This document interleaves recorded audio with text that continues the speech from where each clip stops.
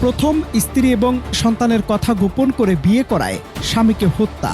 এরপর সে মামলায় যাবজ্জীবন সাজাপ্রাপ্ত হয়ে আদালত প্রাঙ্গণেই দ্বিতীয় স্ত্রীর এই উল্লাস। পুলিশ ভ্যানের দিকে এগিয়ে যেতে সাংবাদিকদের উদ্দেশ্যে চ্যালেঞ্জ ছুড়ে দিয়ে বললেন, যত খুশি ভিডিও করেন, দেখুক সবাই, কোনো টান উত্তেজনার অপরাধ বিষয়ক সিনেমার দৃশ্য নয়, এটি ময়মনসিংহের আদালতে ঘটে যাওয়া বাস্তব এক দৃশ্যপট। স্বামী শফিকুল ইসলামকে ঘুমের ওষুধ খাইয়ে শ্বাসরোধে হত্যার দায়ে যাবজ্জীবন সাজা পেয়ে এভাবে নিজের ক্ষোভ আর অদ্ভুত আনন্দের বহিঃপ্রকাশ ঘটালেন দ্বিতীয় স্ত্রী আফরোজা শেখ ইতি।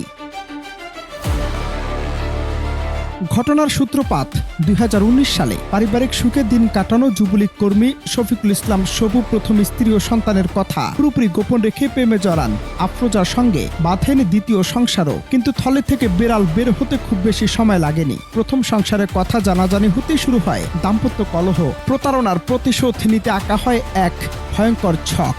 অভিযোগ ওঠে 2019 সালের 10 জুন রাতে স্বামীকে অতিরিক্ত ঘুমের ওষুধ খাইয়ে বেহুশ করেন আফরোজা।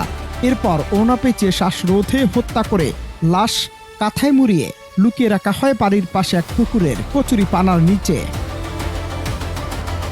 এরপর দীর্ঘ আইনি প্রক্রিয়া এবং 12 জন সাক্ষীর সাক্ষ্য গ্রহণ শেষে ময়মনসিংহের বিশেষ দায়রা জজ আদালত আসামি আফরোজাকে যাবজ্জীবন কারাদণ্ড 50,000 টাকা জরিমানা করেন। নারী ও এক সন্তানের মা হওয়ায় আদালত মৃত্যুদণ্ড না দিয়ে শিথিলতা দেখালেও রায়ে চরম অসন্তোষ প্রকাশ করেছে নিহতের মা। ছেলে নির্মম খুনের বদলে আফরোজার মৃত্যুদণ্ড আশা করেছিলেন তিনি।